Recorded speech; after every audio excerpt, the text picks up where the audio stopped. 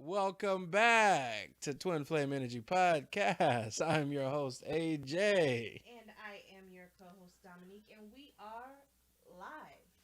Yes, we are. Yes, we are. And let's see here. We are live streaming on YouTube and Twitch at the same damn time. This is podcast number 12, and the title of today's podcast is Fusing Into One Person. Wow. That sounded very exuberant. Yeah, it did. No. What? Interestingly, let's get into this article number one. The first article comes from lifehack.org. And the title of this article is Why Two Shouldn't Become One in Relationships. Almost everyone has had someone else refer to their partner as their other half. It is a term of endearment used in relationships meant to show that you love someone so much they complete you or make you whole. The idea is romantic. The aspiration of being the perfect fit is comforting. People look for a relationship often go out looking for someone who makes them feel alive, makes them want to be the best version of themselves. Nevertheless, while the bonding forms between the two true partners, if I can read, between two true partners is difficult to break. It also need it not be all consuming. Having a strong relationship does not mean that you need to lose yourself in it. In fact, having a strong relationship means that you are free to maintain a level of independence. This autonomy is crucial not only to a healthy relationship, but for your own life. As the saying goes, before you love someone else, you must first love yourself. Yeah. Yeah, So yeah. I pose this question. Do you think that we have fused into one person? Yeah. Yeah. I say we have. We have. And honestly, we are we were such friends and so connected anyway, but as we got closer and as our relationship got further and as the years gone on, we've almost like infused into one person, but then also reverted into the opposites too. You know what I mean? In certain ways, certain aspects. You know what I mean? Where it's like I start doing things you like, or you start doing things I like, whatever. You know what I mean? But yeah, absolutely. I say absolutely not. I I say feel that way. that to provide clarity, I say that we have a ton of stuff in common. We Yes. like a lot of the same things. Yes. So when you're around someone who likes the same things that you like, it Mm-hmm. allows you to tap into those things that you like. And they Right. bring out the things in you that are similar. Okay. We have in no way, shape, or form fused into the same person. That is Okay. a negative Okay. on my part. Gotcha. Mm-hmm. Okay. All right. Well, independence does not mean making decisions without considering your partner, such as undertaking expensive repairs for homeowners without consulting anyone. It also does not mean that you should put yourself above your partner or your relationship. Independence means having your own life and your own individuality. Independence means spending time doing what you are interested and meaningful to you. Only so can one be self sufficient and strong enough to support and love one's partner. So the question would be, in what way do you insert your independence in your relationship or our relationship? Mm-hmm.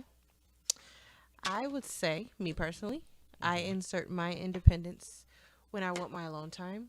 When I want to, like, there are times because like I said, we have a lot of stuff in common. We're Mm-hmm. superhero fanatics. We Yep. love sci-fi. We love action movies. That's top of the list for both of us. However, I also like a little bit of petty TV. You watch as well. However, there's the stuff that's just super girly. That is just my thing. And then those are the times where, or like, vlogs on YouTube and stuff. Right.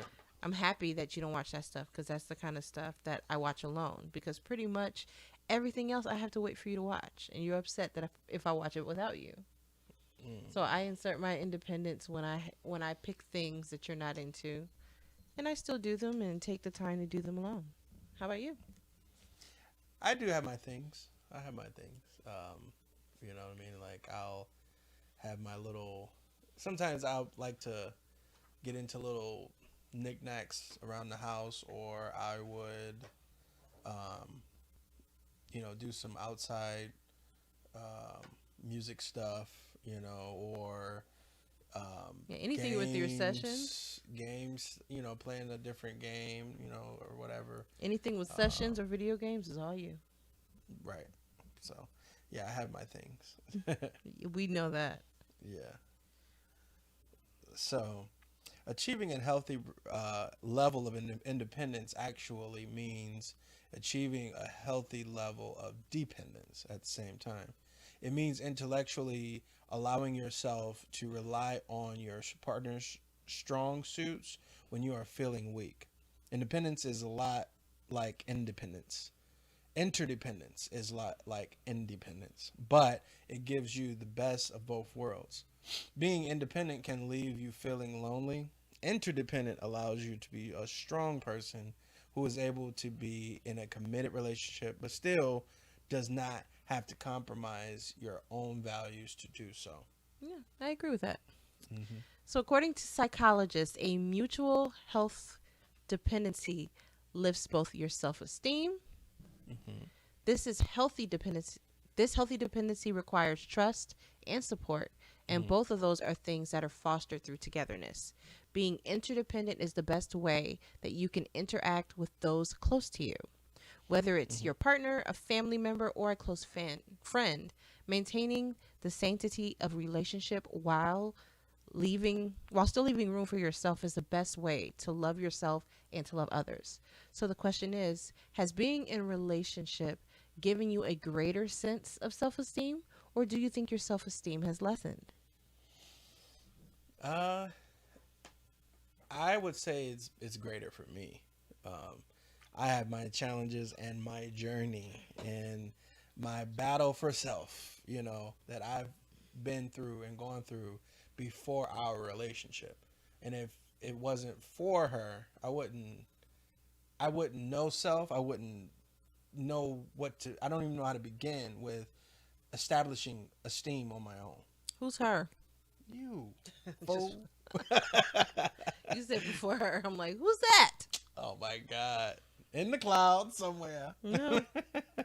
But no, I mean that's for me that's my journey. So yeah, absolutely. Gotcha. So the second article comes from www.self.com. The title is "My Husband and I Are Becoming the Same Person." For the second time this week. So this is a little story time, okay? For the second time this week, my husband and I walked out of the house wearing accidental matching outfits. The most recent offense was a striped sweater of exact colors of black Converse sneakers. Other times it's been similar like plaid shirts and dark jeans. Or perhaps we're both wearing our pea coats and stocking hats, though mine does have a fluffy ball on the top. It's a frequent habit that it's so irritating one of us belligerently changes, but I fear that one day we'll give up and end up shopping for groceries and matching tracksuits. So the question is, so how do you feel about matching outfits? I say negative. I don't think that it will ever go down. I don't believe in them. None of those I'm with her, he's with me crap t-shirts. None of that will go on. Yeah, she's not the fluffy type. I'll put it that way. No fluffs here. And I look, if she wanted to, I wouldn't care. So it's not really a thing for me or whatever. Yeah. It's more like, you wearing a hoodie today? Me too, but it'd be totally different hoodies. Yeah, whatever. right. You try to dress like me often. That's Don't play games. What the? No, I don't. Moving right along. Fast forward 20 years. Yeah. We're sharing dress socks. Oh no. Our body types even seem more similar to me these days. Maybe because we eat the same foods and sync up our workouts much of the time. Mm-hmm. And giving up tanning bed habits means that my tan eventually faded into a paleness that is more resembling my husband's skin tone. Mm-hmm. What's more, we tag team telling stories, order for each other, and practically have our own language. It feels like we're aging together and into one another. So the question is, I need to know, do you find this endearing or scary? Mm. Well, I I don't know. I I don't know. find it scary. I think that this is a cautionary tale that I've just read to you. Uh-huh. I think that everyone should put it on the wall. Okay. And I think yearly they should read it to themselves and see if they're closer or further away from this diagnosis that I've just read. Mm-hmm. If you feel closer, you must take a sabbatical away from each other. If you if you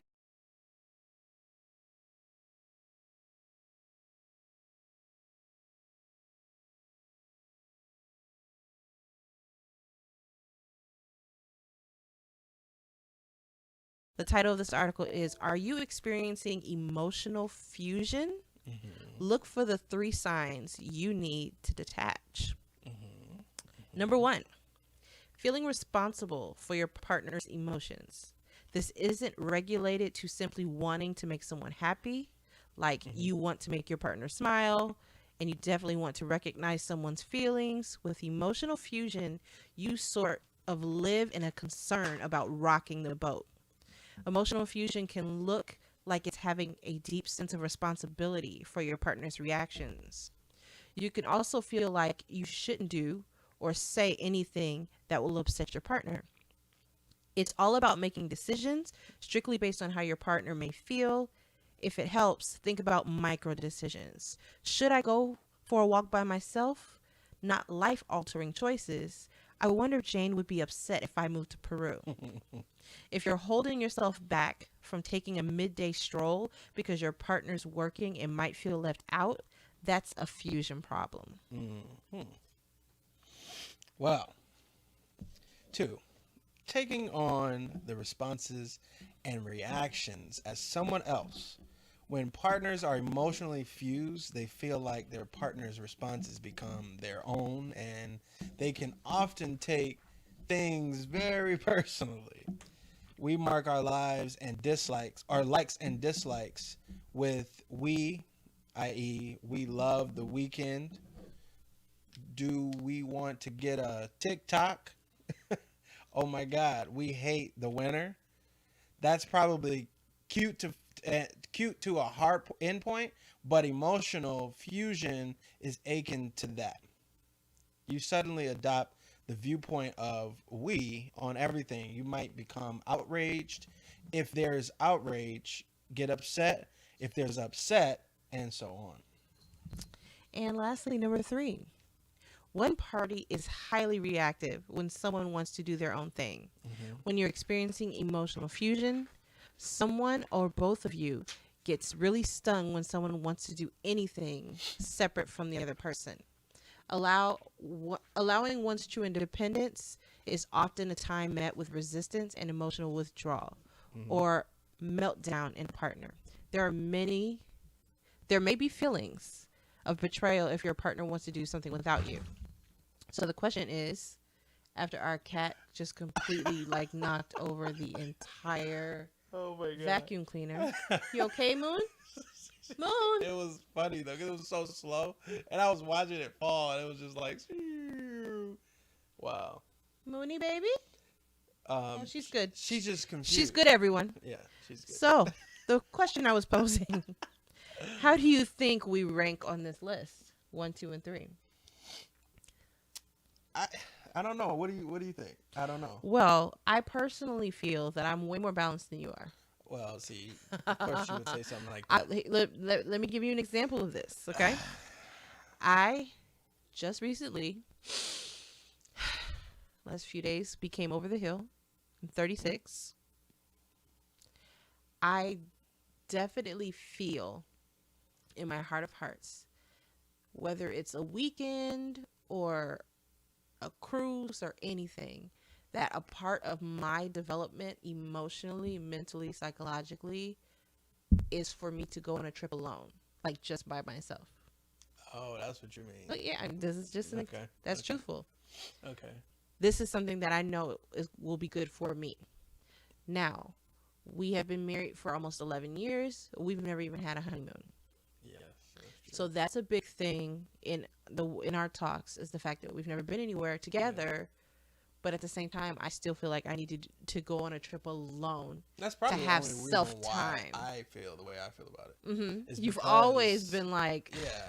excuse But me. if we have, then I wouldn't probably have any. I probably wouldn't even, because I honestly, if you and like your like your sister, your mom, I and your literally friends, just whatever. I said alone. Oh yeah. Well, okay. I didn't Yeah. say I needed a girls trip. And it's not I said so I much. needed a solo And, trip. and let's clarify, it's not so much because I'm just worried about crazy stuff happening. It's more or less just because FOMO.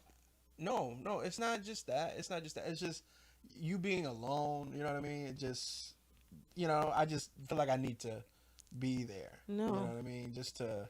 Because you're a container. You know what I'm saying? But on the other end, think of it like this. But that's part of the problem. You're a that she container. says that I have is You're the Tupperware to my Tupperware. feminine energy. Well, at least I'm IKEA, the glass kind. That's a good one, real good. Well, one. you know what? I need a Tupperware free weekend Yeah. to connect with my own inner divine feminine energy. I personally I would get it. love to just be I could be in a hotel room for like a Friday and Saturday night alone. I wouldn't have to even leave the hotel.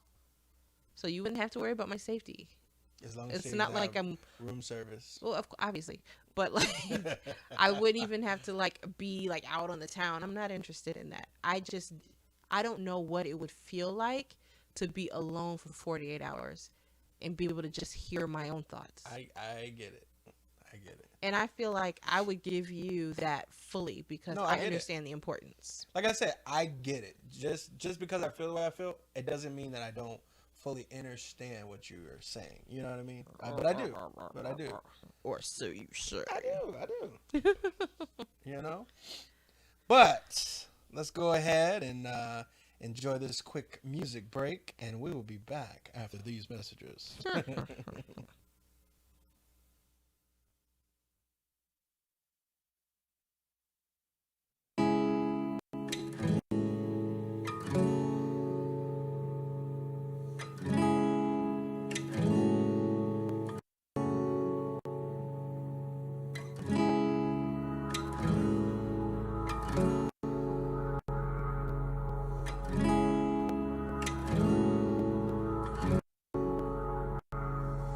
What I would do for you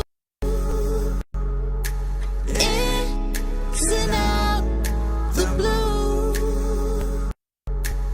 This with us ain't new. It's always been us two. I have always wanted to dive into what you show me, and you haven't told me there's love.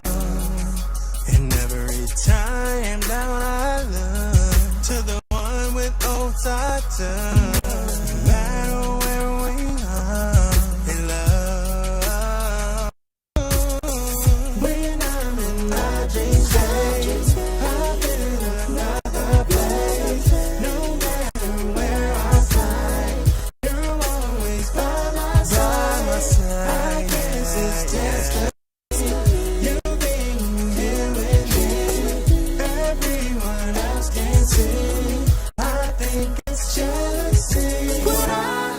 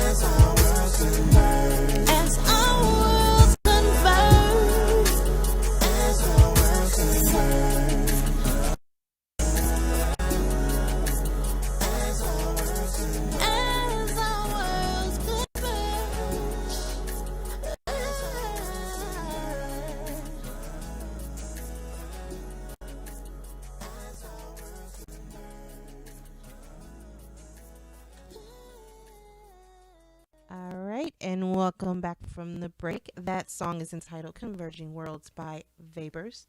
Ever so fitting, since we are talking about fusion today. That is available everywhere where you're streaming music. And it is now time for the book of the month. Okay. Yep. Listen, So don't this hate on the month's fact that I like game show music, man. right. This book again is The 80/80 Marriage, a new model for a happier, stronger relationship by Nate and Kelly Clamp. This week's assignment is the final 2 chapters of the book.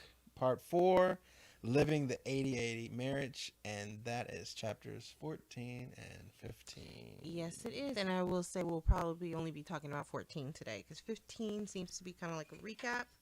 So I will definitely let the viewers read that one. But I have marked the hell out of chapter 14. Lots of little excerpts to read. I get excited, people. It's all good. So chapter 14 is called Resistance, the Reluctant Partner. They have like a disclaimer here at the top, like, listen, this is only if you're in a stable relationship. If you're not, this will not help you. Wow. Basically. Wow.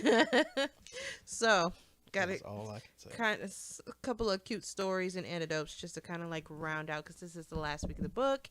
It's been really, really great. We've been going through it since the end of October, actually. So it's taken us basically throughout the end of the year. So let's get started with a little story time here, meeting Josh and Melissa. And I find this to be really funny. So this is a typical Saturday morning for Josh and Melissa. 5:25 a.m. Melissa hears their 5-year-old daughter wandering into their bedroom. So much for sleeping until 7, she thinks. She gets up to read stories, leaving Josh sleeping. 6:30 a.m. Melissa runs a load of laundry, plans out their meals for the week, comes up with a grocery list. Josh is still asleep. 7:40 a.m. Melissa is now 2 hours into her Saturday. Josh gets up. 8 a.m. Melissa has 1 hour free to herself for the day. She heads out to walk with a friend while Josh shifts to what he calls dad duty and makes chocolate chip pancakes for the kids. Melissa is not even a mile into her walk when Josh texts, "Do we have another box of pancake batter? Are we really out of milk?" She interrupts her conversation to reply. Melissa returns to a mess of pancake batter spills and half full cups of milk and orange juice. Josh leaves for the gym while she cleans up the mess. 11:30 a.m. Melissa takes her son to a soccer game, then drops her daughter off for a play date. Josh watches college football while firing off a few emails during commercials. 2 p.m. Melissa takes the kids to Target to buy them some clothes, then to the grocery store. Josh shuttles in for a nap on the couch. 4:30. Even though she hates football, Melissa calls Josh's parents to help plan a Sunday afternoon Super Bowl party. Josh is still on the couch. He is now researching new golf clubs on the internet. 8:30 p.m. Melissa spends 45 minutes getting the kids ready for bed, helping them brush their teeth, reading stories. Josh pulls the trigger on his big golf club purchase. 9 p.m. Josh swoops in for the super tuck-in with the kids. 9:45, Josh and Melissa lie together in bed. Josh is on the phone scanning social media and football scores on the ESPN app. Melissa reads a book about marriage that she finds fascinating. She says to Josh, "I think some of the ideas in this book could really be helpful to us. If I flag some of the key parts for you, could we talk them through sometime?" Josh looks up momentarily from his iPhone and says, "Oh, babe, I'd love to, but I'm just really busy right now with work and stuff." Melissa replies, "Okay." But deep down, she feels a mixture of rage and exasperation. She thinks about saying something, but she doesn't and doesn't want to have to fight again. Not tonight. She rolls over and goes to sleep. So this here is a classic example of the reluctant partner problem. So here's the question. Do you find yourself to be considered a reluctant partner? You asking me? Yeah. Oh. I ask us both. Sheesh. I don't think so. No. Yeah, I don't think so. Okay. Yeah. That was a real question. You? I wasn't saying that you were. No. I was no, because I thought you were just asking, but I think that you didn't look at me. I was like, wait, is that for me? well, No. here's my thing is there's a little bit of all of us in every situation for the most part. Okay. So I think that we can both say in some cases we are a reluctant partner. And we will see that more as we go on, okay? Oh, okay. Yeah. While the statistics tell us that men are far more likely to be reluctant partners, in some cases, these roles are reversed, with women becoming more of the under contributor. This dynamic can also arise in same-sex couples, with one partner over contributing and becoming the under contributor or more reluctant partner. Okay? Yeah. So, while it might sound like the perfect arrangement to have an apartment to have a partner do everything, being on the reluctant partner side of this dynamic comes with its own flavor of emotional suffering. Oh, okay. Okay. I found this really cool because they really can give you both sides of this thing. So the person that is reluctant partner said this: there was always a scorecard in my marriage. The dynamic that played out was that my wife wanted to do everything, so I stopped doing anything, which isn't my nature. I'm usually a doer. Right. And then the story in our marriage became, Chris doesn't do anything, so I just shut down and became resentful because my contribution was expected. It wasn't a gift to the marriage. It was me taking orders. Oh, okay. I can So we I get see into that. this Yeah. thing. Yeah. So like the next part is called Who's to Blame. Right. Because it's talking about you getting into this thing where basically one partner does everything.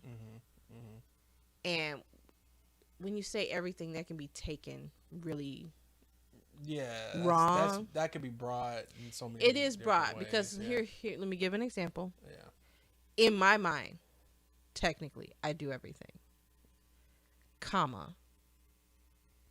Because for me, it's like this. You are the cook in the house, okay? But I'm going to do the laundry. I'm the one that knows when all the bills are due. I'm the one logging in to pay for them. I'm the one doing all the hair. I'm the one washing the clothes. You get what I'm saying? So it's like when you look at it like that, but here's the way it goes. And I'm going to... I wash my clothes? No. Yeah, and I wish you wouldn't because you overstuff the washer. Oh, But we don't need to talk God. about that on his podcast. See? You do. And I'm just like, this is just not going to work for me.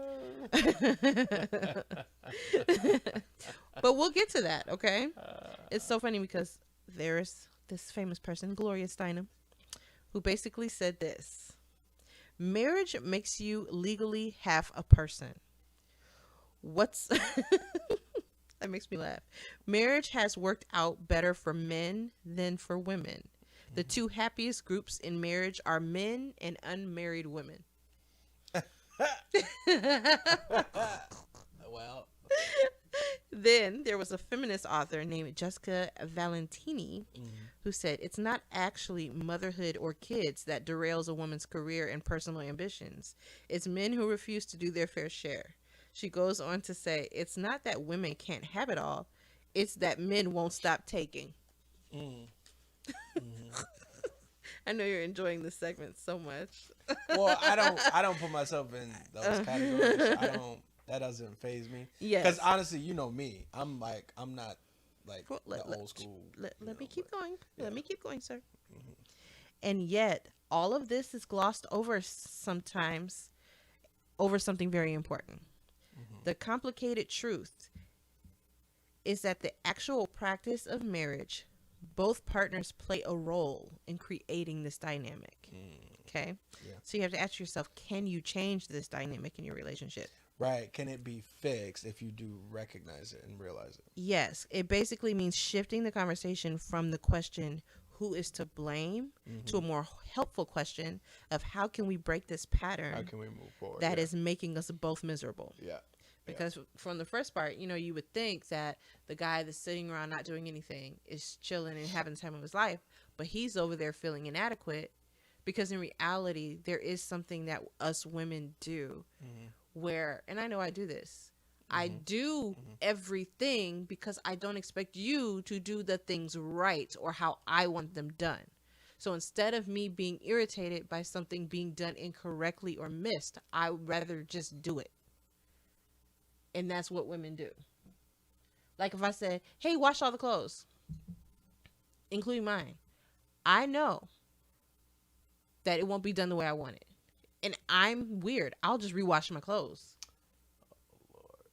Because there's certain things like you do this, so don't play. You will take the clothes out of the dryer and they might be a tad bit little, maybe damp. You'll be like, oh, they're good. No, they're not good. You got to define damp. See, the definition of damp is not piping hot crispy. That's important to me. So therefore, I would be like, you that's just took cool. too long to get them out the dryer. That's all. So they got cold. No, that's not what it is. That's not what it is. But you get what I'm saying. So that happens with a lot of women. Is that we just want things done a specific way, and that goes back a few chapters when they were talking about the service level, and they were talking about, your service level for a cleaning kitchen might be 7, and mine might be 8. But instead of being okay with your 7 because you did it, I'll just say, don't touch it. I'll do it because I needed 8. Right. But then I'm pissed off that I'm the only one ever doing it. So it's a double-edged sword. You know what I'm saying? Yeah. So they say it's a radical experiment and it takes courage to have an open mind, but it also may just change your life. Right. Let's see here. Where are we going from here? I have so much underlined, So there's a person here named Tina.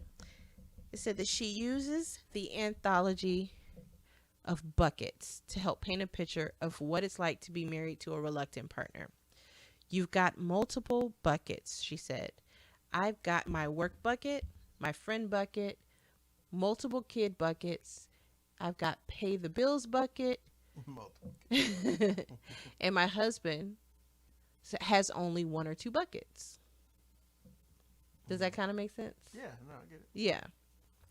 So sometimes I'll complain about how I do everything, but I also sometimes think about how I really like to have more control over everything, which is what I've just talked about. It says, even though I'm a mess and I can barely keep up with it all, there's something comforting about knowing that I have my hands in every bucket in our life.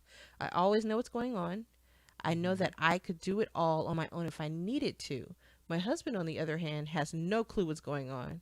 He asks me 18 times a week what time the soccer game is happening on Saturday. And it's true. That is reality. Okay. I can say we're going somewhere on Saturday at 3. I'll say it every day. And then on Friday, I'll be like, well, we're going to play. Where are we going on tomorrow? I've been telling you every day this week. I don't remember that.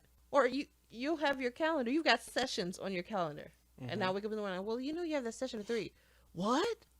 It's been on the calendar all week. Oh, you talking on your cell phone? Well, sometimes. We hear it. But yeah. So basically, by definition, a reluctant partner may not even take the initiative to change this dynamic. They are, after all, reluctant. This means that change may unfortunately have to start with you, the partner who is doing it all. We realize the extreme injustice of this. It's like saying, even though you're the one who's already does everything, you're the one that should also make the first move in breaking this pattern. It's outrageously unfair, but it just is what it is. Right. Okay. Right. So here's kind of a shift. Remember, we're talking about Melissa and what's his name? Melissa and Josh. Yeah. Melissa and Josh. Yeah. So here's kind of a shift or perspective change on how this could go differently, okay? So when Josh texts her at 8:14 a.m. asking about the pancake mix, right? Right. Does Melissa have to interrupt her walk to text back the location of the pancake mix? Or could she turn off her phone, enjoy her walk, and trust that her husband will figure out a way for the kids to eat?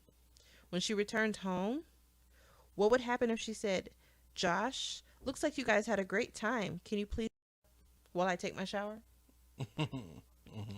Then during the afternoon, what would happen if she asked Josh to take their younger daughter to the play date and swing by the grocery store on his way back. Right. Sure, he might buy the wrong kind of ketchup or forget to purchase organic strawberries, but that might be a small price to pay for a more open afternoon. Right.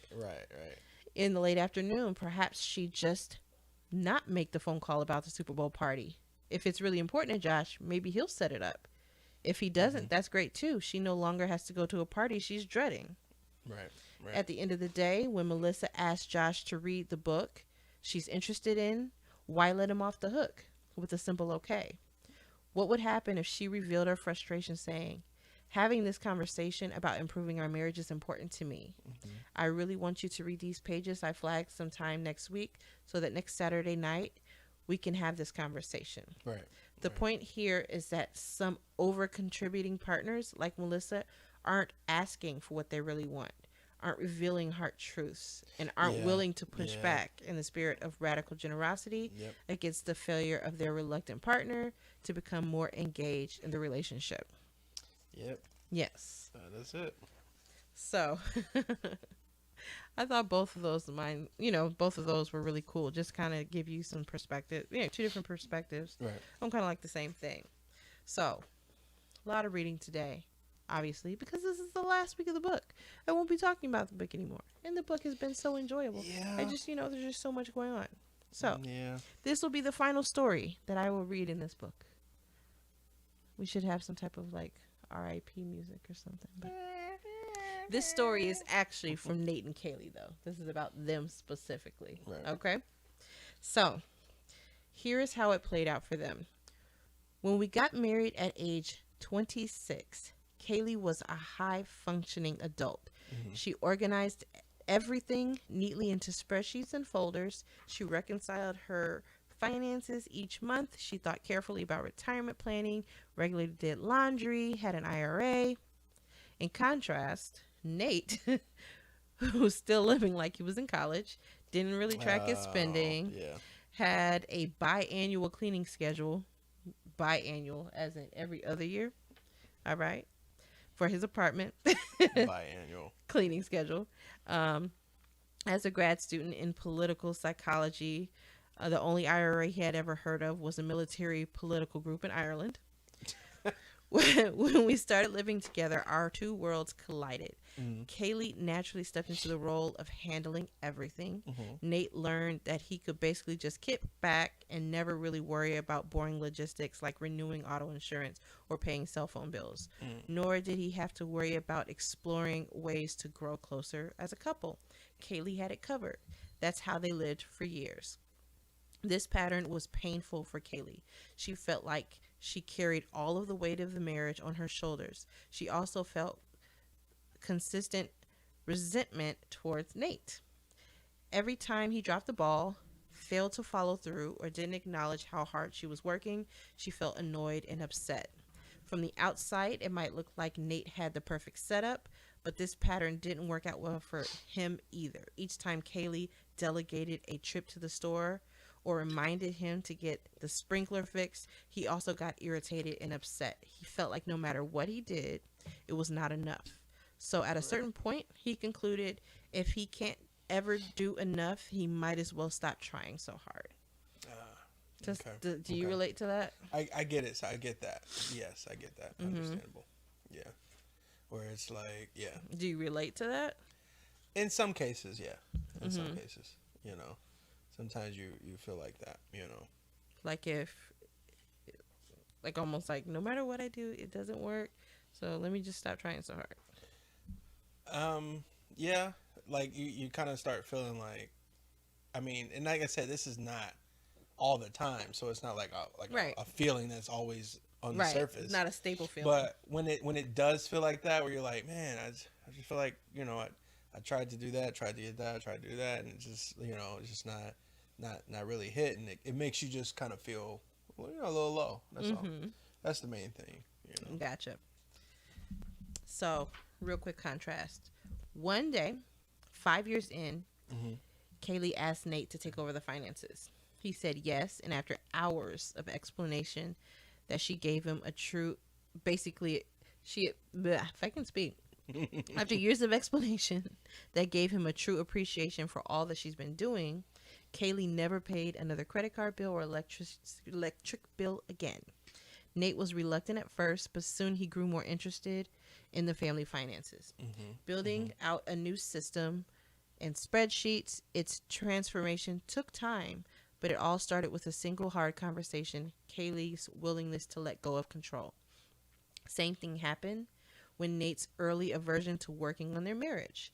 Instead of telling herself the story that he just wasn't interested, Kaylee told Nate, "It's important to me that you come with me on this weekend seminar." Nate went. He was reluctant, but open to learn. Then something unexpected happened. He found the seminar so interesting that he started reading books on relationships and self-improvement. Now, 15 years later, this work has become our shared passion, and it never would have happened if it weren't for that initial hard conversation. That hard conversation, yeah. Like, this book is them. Yeah. And Yeah. before, he was kind of like not with it, you know? Right. Now, here's something that they put in here that I thought was very interesting. It says, there is one subtlety worth mentioning. It is an insight we weren't aware of until years after the fact. Nate took Kaylee's request seriously because on some deep level, he knew she was willing to leave. She never said it. She never threatened it. But she knew, and Nate knew, that the status quo pattern of Nate as an under-contributing partner wasn't a long-term option she would tolerate. And the subtle knowing further motivated him to change.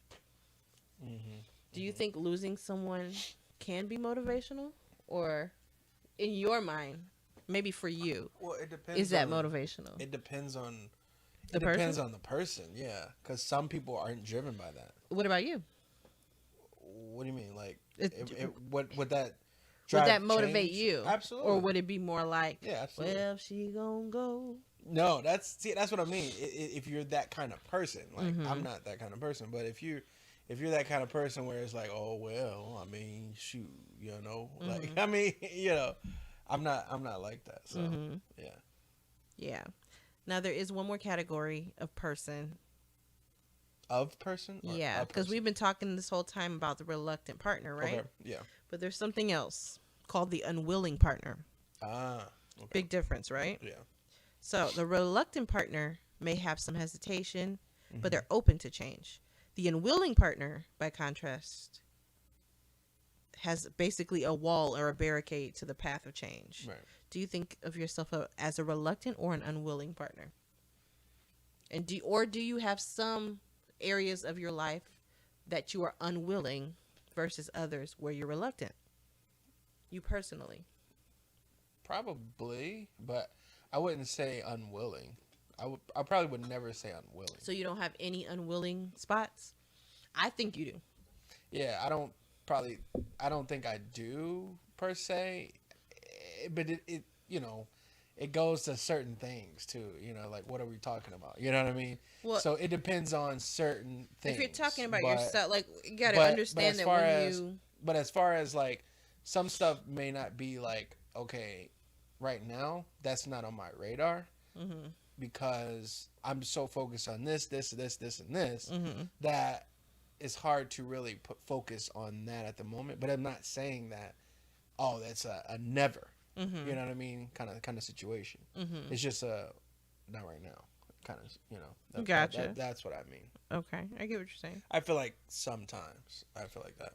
But also, you got to also think that even though it may be construed that way for you, for someone else, it could be like if somebody waits 10 years, that can be seen as unwilling. Because to ask someone to wait 25 years for something is very unreasonable. You know what I mean? So whereas you may see that as being a reluctant, someone else could be seeing that as completely unwilling. You know? So you also got to think about that too. What do you feel like? You're more reluctant or unwilling? I'm neither. I 100% am the type of person that if I'm in a situation and I feel like the person I'm in a relationship with is willing, I have no bars. I have no walls. There are none. for me. Excuse me, Moon. And that's the honest to God truth for me. There is no anything, because I'm an equal opportunity kind of chick.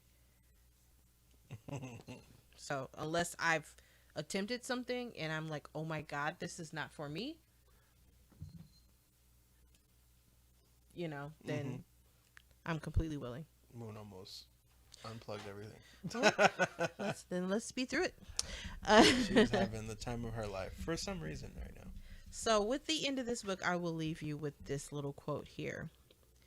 In all times and in every way, we are getting exactly what we are committed to getting. So basically what that means is, if you're getting shit, you're committed to getting shit. If you're, whatever type of relationship you're having, if you're miserable because you feel like you're doing everything and your partner isn't doing anything, in all times and in every way, you're getting exactly what you are committed to getting. Yeah, because if you're willing to sit in it for that long, it's like you're telling yourself this is all you want anyway, right? Or maybe you're telling yourself that's all you deserve. Yes. Yeah. And with that, Pretty deep. With that, we close the chapter on the 80/80 marriage. We would definitely have everything in the description box, and where you can get your copy and read back through, listen to old podcasts, do your thing with that one. Definitely listen back to this this whole season here. It was really, really good. Yes. So the next book of the month we will be reading is called How to Be an Adult in Relationships. The 5 Keys to Mindful Loving. So that book will also be in the description box. You can go ahead and get your copy. You can read ahead if you like. I will not be reading ahead, but well, you kind of want it to be fresh, you know what I mean, as you go. So exactly. But it is that time for pick a card, any card. and once again, we are referring to the BestSelf intimacy deck. And just to recap, okay, the categories are about you, intimacy, relationships, past, life, and random. And today, I think we're going to be picking from the intimacy one. I don't think we've ever done that one. From intimacy? The red cards. I think we've stayed away from those. So, we're going to pick one at random here. Let's see. I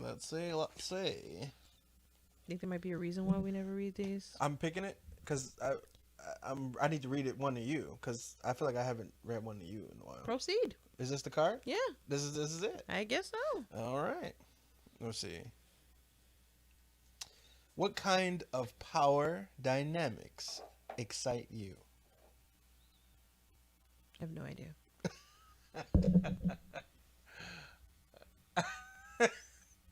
These cards every week is like, you know what? I just don't know. Okay, I just don't know.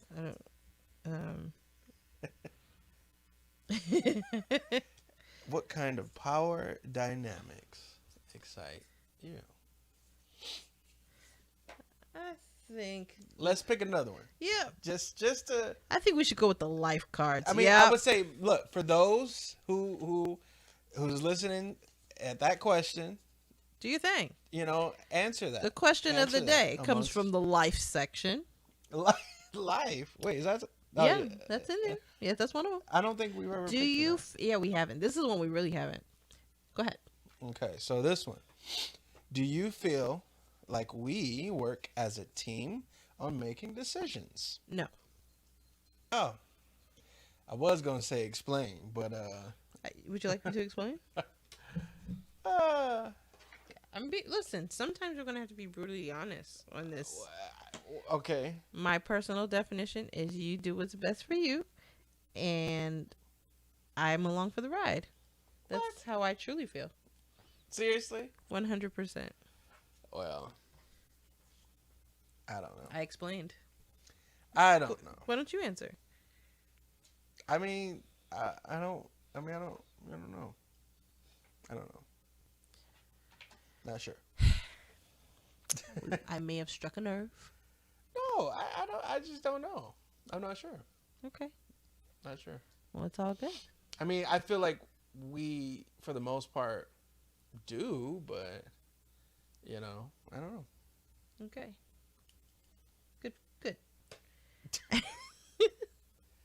So, Lord. been a couple of changes to the very end of the podcast here. First off, this is normally when we be doing our topic drawing, but we've decided to forego that for right now. And we're actually going to do some announcements today to do some final thoughts here, okay? So, here are our announcements. Number one, it's going to be a change to the podcast format. Like I just said, we'll no longer be drawing a topic out of the air. I think for us, it's going to be a lot better for us to be more intuitive about it, but we still obviously will address or announce the next topic here or on our Instagram at twinflameenergy11. Definitely follow us there. This is our first time going live today, actually. Yeah. And I'm thinking so far so good. I think when I listen back, I'll decide as well that it's a decision that we can pretty much stick to for a little while. So I guess you could say we have a show with an actual time slot where we're going to kind of stick to, like, moving forward. So, you can basically find Twin Flame Energy podcast streaming live at 10 p.m. every Wednesday, or until, we preempt you otherwise. I think next month at some point we may or may not, if we're out of town, we'll pre-record, etc., etc.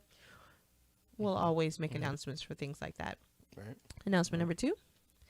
Our second announcement is that we are going to take a little holiday break, kind of to regroup, refuel, and gear up for next year. So I'm sure no one has heard all 12 of our newest podcasts. So you definitely have time to catch up, Yes. rewind, Definitely. take a look at some things. Definitely. Even if you like, you can go back to what I call the cautionary season, which is before the last 12, where we were there was no structure in place. We just kind of free flowing. Those are available exclusively on YouTube, and do not judge us. We are different people now. A lot more balanced, a lot more centered. Okay? There's a lot going on there. So definitely recaps through all of that at the YouTube channel at Twin Flame Energy Podcast. So other than that, that does it for this week's podcast. We will be back streaming live on YouTube and Twitch Wednesday, January 5th at 10 p.m. All of the articles used to drive today's discussion forward can be found in the description box, as well as links to the book of the month we just finished today, the 80/80 Marriage, and the new book we will be starting called How to Be an Adult in Relationships, The 5 Keys to Mindful Living by David Richo. Thank you for tuning in to today's podcast, and we will see all of you in 2022. Whoa. YouTube, be sure to like, comment, share, subscribe, and of course, ignite your energy.